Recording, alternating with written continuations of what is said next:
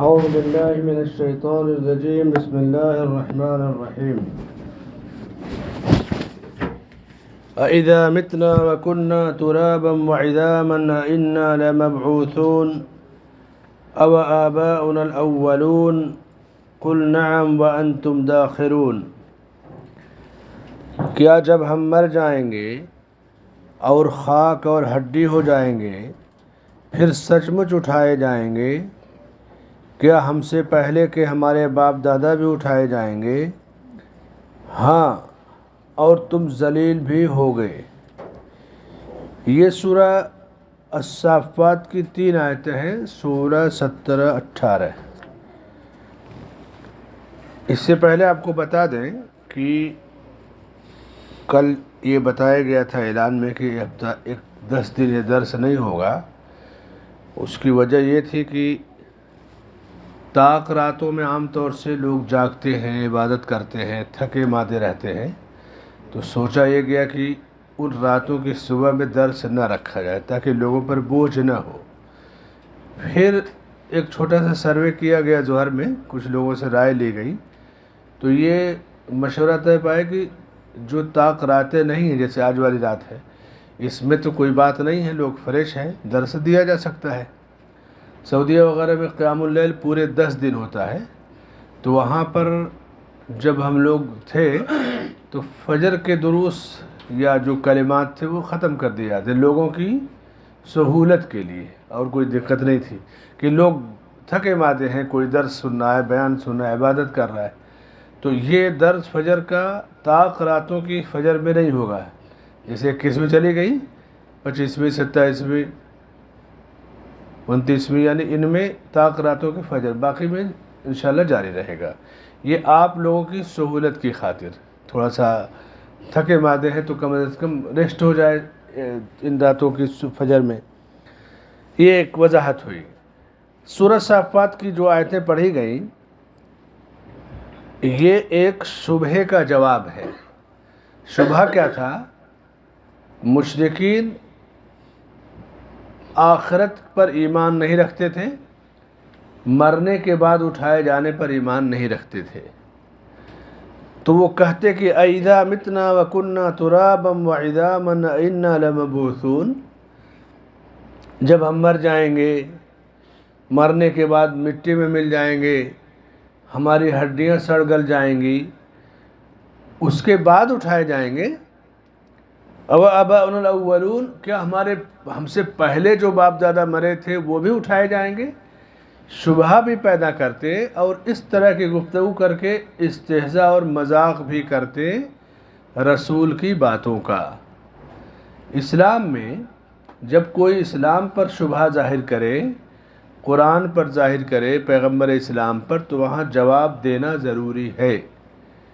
اسی لیے ایک زمانہ تھا ہندوستان میں، جیسے آج تھوڑا تھوڑا وہی دور واپس آ رہا ہے، کہ پہلے چونکہ یہ میڈیا کا دور نہیں تھا، جدھر دیکھیے ادھر چوراہے پہ نکڑ پر اسٹیج لگا ہے، ادھر آریہ کھڑا ہو کر کے اسلام کو چیلنج کر رہا ہے، ادھر جو ہے قادیانی اسلام کو چیلنج کر رہا ہے۔ دشمن طاقتوں نے ایک تو خود چیلنج کرتے تھے، دوسرے مسلمانوں کے اندر سے لوگوں کو منحرف کر کے چیلنج پہ لگایا تھا۔ جہاں جہاں دیکھو اللہ کے نبی کی شخصیت پر حملے ہو رہے تھے، اسلام پر، قرآن پر۔ تو اس زمانے میں جو علماء موجود تھے ہندوستان میں، خاص طور سے علامہ ثناء اللہ امرتسری رحمۃ اللہ علیہ، ان کا کردار بڑا نمایاں اور پیارا ہے کہ جتنے باطل شبہات ہوتے تھے ان کا جواب دیتے تھے۔ مولانا محمد جناگڑھی، مولانا محمد ابراہیم مرسی الکوٹی، یہ اس زمانے کے وہ، اور پوری ٹیم تھے علماء کی، یہ نمایاں ہیں کہ شبہے کا جواب دیتے تھے۔ یہ اسلوب قرآن کا ہے، یہ اسلوب دین اسلام کا ہے۔ جیسے مشرکین نے جب اعتراض کیا کہ کیا ہم یا ہمارے باپ دادا مرنے کے بعد اٹھائے جائیں گے، تو اللہ نے کہا کہ قل نعم، کہہ دیجئے کہ ہاں اٹھائے جاؤ گے، اور صرف اٹھائے نہیں جاؤ گے، ذلت کے ساتھ اٹھائے جاؤ گے۔ کیوں ذلت کے ساتھ اٹھائے جاؤ گے؟ اس لیے کہ تم نے زندگی میں اسلام اور اسلامی عقیدہ مرنے کے بعد اٹھائے جانے کے بارے میں لوگوں کو شبہ میں پیدا کیا۔ پیغمبر اسلام کا مذاق اڑایا، قرآن کا مذاق اڑایا، تو اب اس کی سزا ہوگی کہ اٹھائے تو جاؤ گے اور ذلت کے ساتھ اٹھائے جاؤ گے۔ کیوں؟ اگر کوئی شخص بعث بعد الموت، مرنے کے بعد کے عقیدے کا انکار کرتا ہے، ایمان کے 6 ارکان ہیں: اللہ پر ایمان، اللہ کے رسولوں پر ایمان، اللہ کی کتابوں پر ایمان، اللہ کے فرشتوں پر ایمان، تقدیر کے برے اور بھلے ہونے پر ایمان، اور چھٹا رکن مرنے کے بعد اٹھائے جانے پر ایمان۔ ان 6 میں سے اگر کسی ایک کا بھی کوئی انکار کرے گا تو وہ کافر ہے، اس کے کافر ہونے میں شبہ نہیں۔ کیوں؟ کہ ایمان کا وہ منکر ہے، ایمان کے رکن کا منکر ہے۔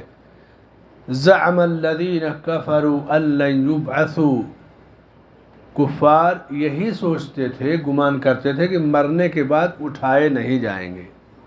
قل بلا وربی لتبعثن، کہہ دیجئے کیوں نہیں، میرے رب کی قسم تم ضرور اٹھائے جاؤ گے مرنے کے بعد، اور صرف اٹھائے نہیں جاؤ گے۔ ثم لتنبؤن بما عملتم، دنیا میں تم نے جو عمل کیا ہے وہ عمل تمہارے سامنے رہے گا اور اسی لحاظ سے تمہیں بدلہ دیا جائے گا۔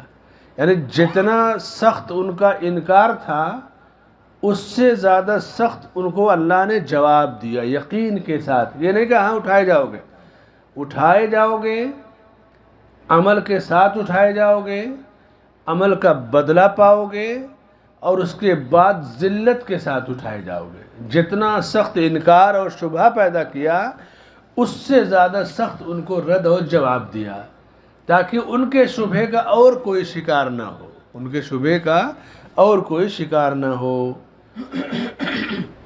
شک و شبہ پیدا کرنا دین کے اندر یہ شیطان کا کام ہوتا ہے، کیونکہ قرآن اللہ کا کلام ہے، وحی آسمان سے اترا ہے۔ اب قرآنی باتوں پہ شک و شبہ کون پیدا کرے گا؟ جس کو جہاں سے کمزوری یا خطرہ محسوس ہوگا۔ شیطان کو سب سے زیادہ خطرہ جب انسان سجدہ کرتا ہے تو بعض جگہوں پہ وارد ہے کہ شیطان روتا ہے کہ دیکھو مجھے سجدے کا حکم دیا گیا اور میں سجدہ نہیں کیا اور دھتکار دیا گیا، مردود ہو گیا۔ انسان کتنا خوش نصیب ہے کہ یہ سجدہ کرتا ہے۔ تو پھر وہ تشکیک، شک و شبہ لے کر کے آتا ہے لوگوں کے بیچ میں۔ قل نعم وانتم داخرون، کہہ دیجئے کہ ہاں کیوں نہیں، تم مرنے کے بعد اٹھائے جاؤ گے اور ذلت کے ساتھ اٹھائے جاؤ گے۔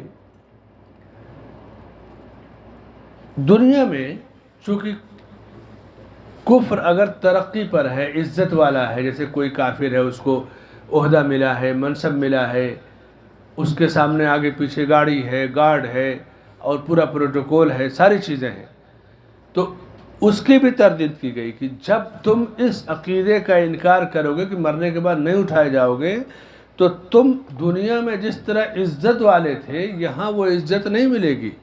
آخرت کی عزت ایمان کی وجہ سے ملے گی۔ ایمان اگر نہیں ہے، تمہارے دلوں میں ایمان نہیں، کفر پر جیے اور مرے، تو پھر وہاں تمہارے لیے ہر حال میں ذلت ہے، بڑے سے بڑا کافر ہو تمہارے لیے ہر حال میں ذلت ہے۔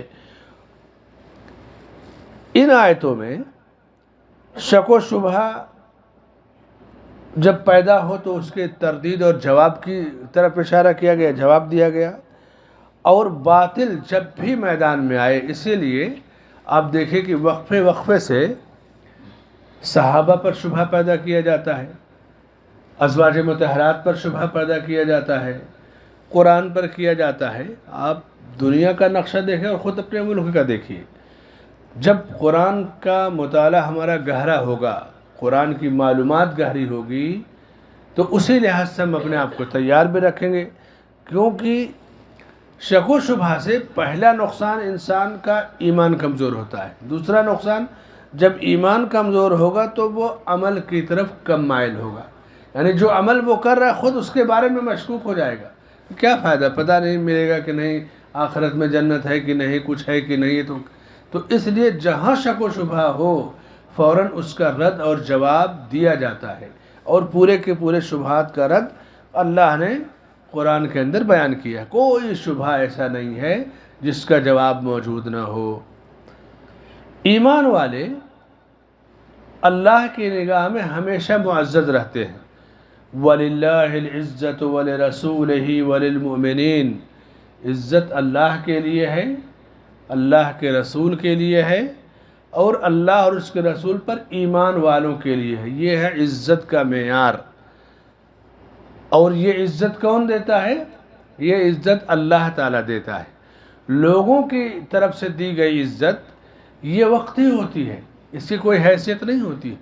ایک پولیس آفیسر ہوتا ہے، کمشنر ہوتا ہے، یا اور شہر کا ڈی ایم ہوتا ہے، جب وہ ڈیوٹی یعنی ملازمت سے ریٹائر ہو جاتا ہے تو آپ کبھی ملے ان سے اور نجی زندگی کے بارے میں پوچھے تو جو لوگ اس کو آن ڈیوٹی رہتے ہوئے سلوٹ کرتے تھے، کھڑے ہو جاتے تھے، ریٹائر ہونے کے بعد وہ پوچھتے بھی نہیں، اس کی طرف دیکھنا بھی گوارا نہیں کرتے.